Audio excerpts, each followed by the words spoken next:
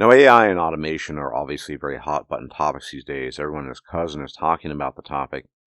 But I've never seen the topic discussed within a certain context and with the possibility of certain consequences.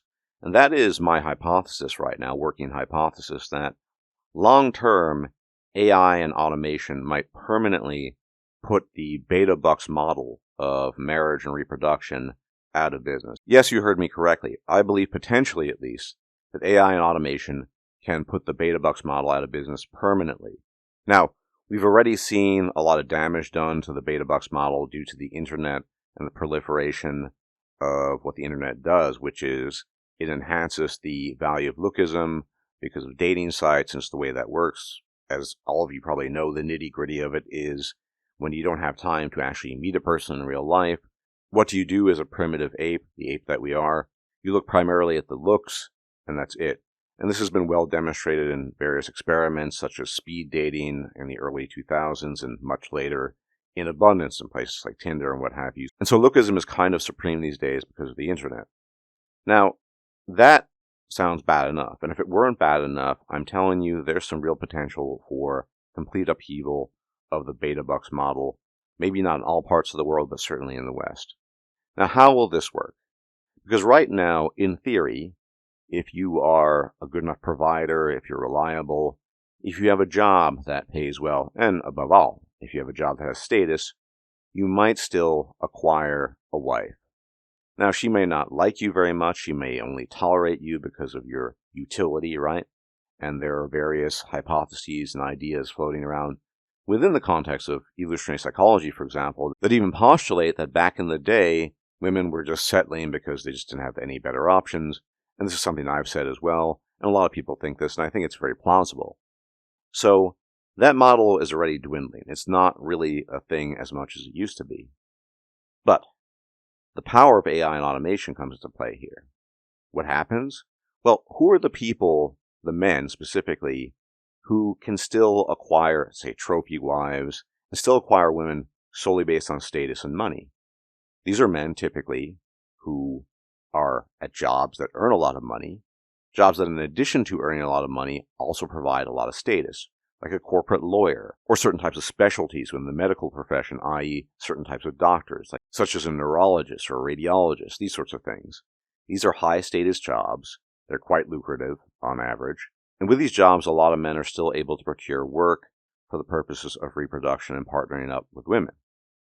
What happens, though, I pose to you gentlemen, when a lot of these prestigious, high-status, high-paying jobs are replaced by automation and AI? Now, lest you think this is just pie in the sky, lest you just think this is just whatever, this isn't a whatever situation, we have hard evidence for this, at least partially. For example, they've run experiments comparing the work of AI with the best of American corporate lawyers in terms of efficiency, in terms of, above all, of speed, in terms of output, and perhaps most importantly, in terms of quality.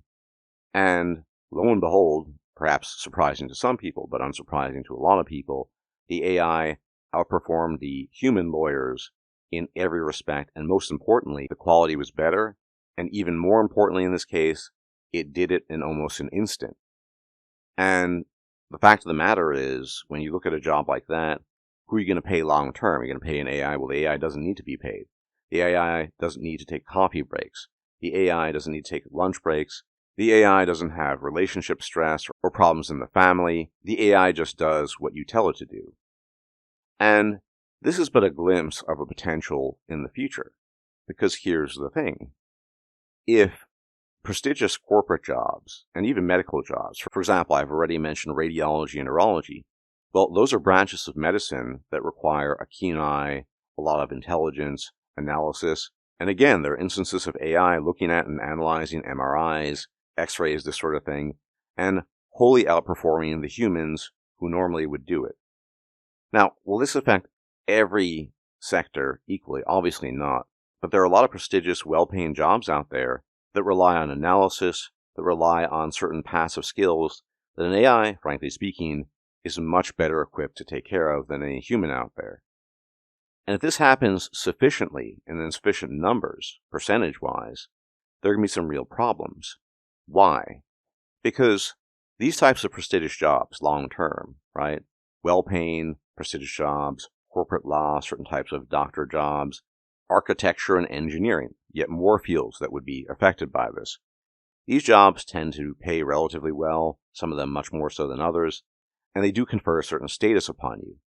What happens when no one wants to employ you anymore because they can press a button and give some input commands into an AI, and the AI can do your job 100 times better than you, and more importantly, 1,000 times faster? You no longer are going to have access to these highly prestigious jobs, right? And these highly well-paying jobs.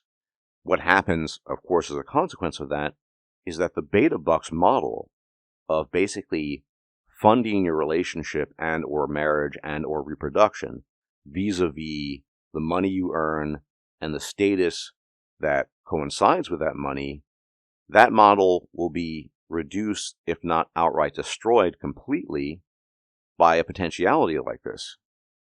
So it might exist in some corners of the world, but in the West, as automation AI take over a lot of these prestigious jobs that people thought only humans could do for the longest period of time, the natural consequence of that is that the men who do these jobs will be out of work. And even if these men decided to, I don't know, work on a construction site, which is very unlikely, given the fact that most of these men are highly educated, white-collar workers that have fancy university degrees, are probably not going to end up working in a construction site or sweeping streets. And even if they did, those jobs do not pay very well, and on top of that, they're very low status. Those men are going to be screwed in terms of reproductive opportunities, because they can no longer attract, if you want to use that term, because attract isn't really the term here. It's more about offering a package deal, so to speak. They can no longer offer this deal to women, and as a consequence, they're going to be just as screwed as already a huge proportion of men are at this current moment in time. Now, what will be, in addition to this, the natural consequence? Well, very few men will be able to beta bucks it anymore. There will be some exceptions for a while, but assuming these prestigious, high-paying jobs are replaced by AI, which is a distinct possibility given their efficiency, and above all, the quality, and most importantly, the speed at which they perform. These AIs can perform tasks in minutes that would require humans days in some cases, say in the case of certain lawyers that I mentioned. What will happen? The men are put out of work, and they're going to be left to flounder, like most of the men these days. The natural consequence of this is a double whammy, because we already live in the current situation of lookism reigning supreme due to the internet, due to the fast-paced nature of dating sites and similar phenomena. Well, lookism is going to get an even greater amp up in light of the destruction of beta bucksing vis-a-vis automation and AI. I mean, women already basically earn their own money for the most part. They don't, quote-unquote, need men in a monetary sense in many cases. But of course, they're still desirous of status. They're attracted to status. That's the nature of hypergamy. What are they going to do? Well, we've already seen what's happened. In lieu of a mixture of beta bucksing and compromise for looks, the scale has tipped in favor of lookism over the past 10 years especially, but more gradually over the past 20 years. It will basically bring the scale down all the way to the side of lookism, potentially, if this comes to pass. Because men no longer offer prestigious jobs, they no longer offer the money that's associated with those prestigious jobs. The women already earn their money, and so what's left for women to choose? Almost exclusively based on looks, with a mixture and a dash of personality here and there. Because the other stuff, they might be attracted to, status and money, but if they can't get that, we already know what happens in terms of mate pursuit and acquisition. They assign even more value to looks than they already do. And this is not some far on the horizon disaster just waiting to happen at some point in time in the future. This could happen easily in the next 10 to 20 years. We're going to have to see, obviously. But imagine the combination of the fast-paced nature of online dating, the impossibility to find partners, because if you're an average-looking guy, well, good luck to you. And then on top of that, if you're smart and educated, being a doctor or a lawyer won't do any good for you because the AI does a better job. And so what will women go for? Attractiveness, attractiveness, attractiveness. Now there's a final element here, and that is the already very much oversaturated market of geomaxing, something I've talked about on a number of occasions on this channel. Can you imagine how oversaturated geomaxing will be, say, 10 years from now? And on top of that, just how bad it will be for those guys who could not get the nice women because their beta bucks model failed due to AI and automation. And we have this super oversaturated overseas market in terms of geomaxing. There might be nothing left for the vast majority of men. Only the most attractive men out there potentially will be able to get anything, be it partners, be it hookups, you name it. It's already very much leaning in that direction. It's not quite there, as I regularly see normies in the streets who are partnered up, looks max, assortative mating, that sort of thing. But in the next 10 to 20 years, how is that going to change? Massively, if my hypothesis comes true. The other stuff's going to happen regardless. Geomaxing is already oversaturated for the most part, and it's pretty much only good for hookups. It's not really good for long-term partnerships. I've talked about that in detail in previous videos. If you're just looking to hook up, I guess it can work out fine. But if you want a marriage, if you want children, the geomaxing model is hardly the promise of salvation. So we are definitely heading into undiscovered territory here, gentlemen, if you think about the long-term side effects of this, because historically we've never seen this before. Historically and prehistorically, mating and dating for women has always been about some kind of compromise, a combination of compromise, if you will, between beta bucksing, provision, and looks.